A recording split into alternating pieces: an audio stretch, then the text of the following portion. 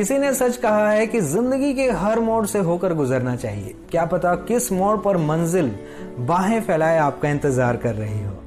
Hello, मैं हूं RJ तनय। एक छोटी सी कहानी। एक बार की बात है, देवताओं के राजा इंद्र ने किसानों की किसी बात से नाराज होकर 12 वर्षों तक बारिश ना करने का निर्णय लिया।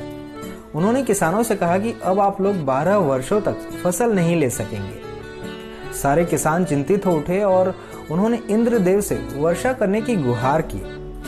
इंद्र ने कहा, यदि भगवान शंकर अपना डमरू बजा देंगे तो वर्षा हो सकती है। इंद्र ने किसानों को ये उपाय तो बताया, लेकिन साथ ही भगवान शिव के साथ गुप्त वार्ता कर उनसे ये आग्रह कर दिया कि आप किसानों की बात से सहमत ना होना। जब किसान भगवान शंकर के पास पहुंचे तो भगवान ने उनसे कहा कि भाई, डमरू तो 12 वर्ष बाद ही बजेगा।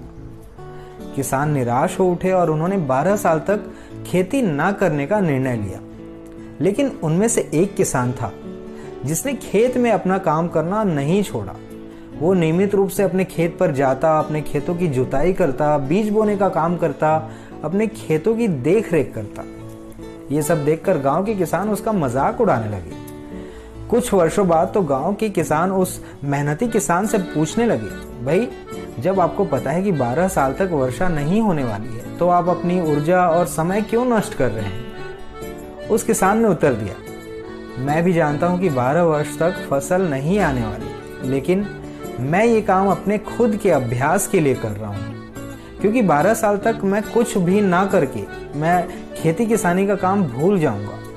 मेरे शरीर की मेहनत करने की आदत छूट जाएगी, इसलिए ये काम मैं रोज कर रहा हूँ, ताकि जब 12 साल बाद बारिश हो मुझे अपना काम करने में कोई भी कठिनाई ना हो। ये सारी बातें माता पार्वती बड़े कौतूहल के साथ सुन रही थी। बात सुनने के बाद भगवान शिव से उन्होंने कहा, प्रभु, हो सकता है आप भी 12 वर्षों बाद डमरू बजाना भूल जाएं। माता पार्वती की बात सुनकर भोले बाबा चिंतित हो उठे।